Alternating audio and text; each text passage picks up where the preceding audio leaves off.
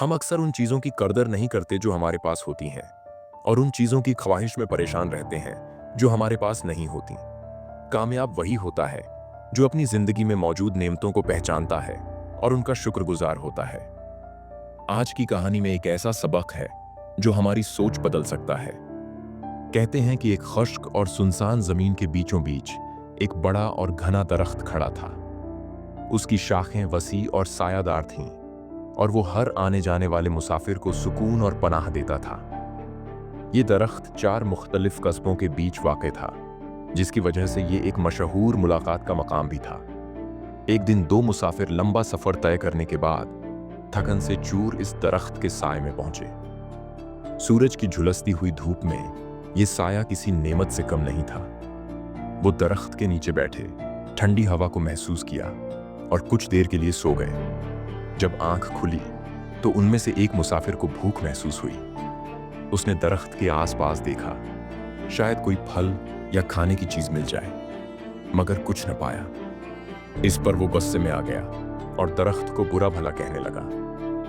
ये कैसा बेकार दरख्त है, न कोई फल देता है न खाने के लिए कुछ और। इसका यहां होना बिल्कुल बेकार है। दूसरा मुसाफिर, जो ज्यादा समझदार था, उसे समझाने लगा कि हमें नाशुक्रा नहीं होना चाहिए।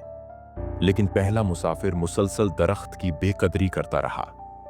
तब अचानक दरख्त एक मजबूत मगर उदास आवाज में बोला, ऐ मुसाफिर, क्या तुमने सोचा कि जब तुम थकन से बेहाल थे तो मैंने तुम्हें अपनी छांव और ठंडी हवा से राहत दी? अगर मैं यहां न होता तो शायद तुम धूप में गिरकर बेहोश हो जाते। मैंने तुम्हें आराम दिया, तुम्हारी जान बचाई, मगर तुम मुझे बेकार समझ रहे हो।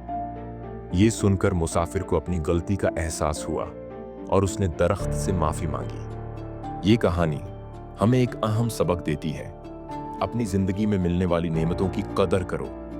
अक्सर हम वो चीजें जो हमारे पास होती हैं उनकी नाकदरी करते हैं और जो नहीं होती उनके पीछे भागते हैं। अगर हम हकीकत में गौर करें तो हमें पता चलेगा कि हमारे पास बेशुमार चीजें ऐसी हैं जो काबिल शुक्र हैं। शुक्रगुजार बनिए और जिंदगी में खुश रहना सीखिए। अगर आप ऐसी मजीद मोटिवेशनल कहानियां सुनना चाहते हैं तो मेरे चैनल राइज एंड इंस्पायर को सब्सक्राइब करें। यहां आपको ऐसी वीडियोस मिलेंगी जो आपकी जिंदगी में मुसब्बत तब्दीली ला सकती है। वीडियो पसंद आए तो लाइक करें, कमेंट में अपनी राय दें और शेयर जरूर करें।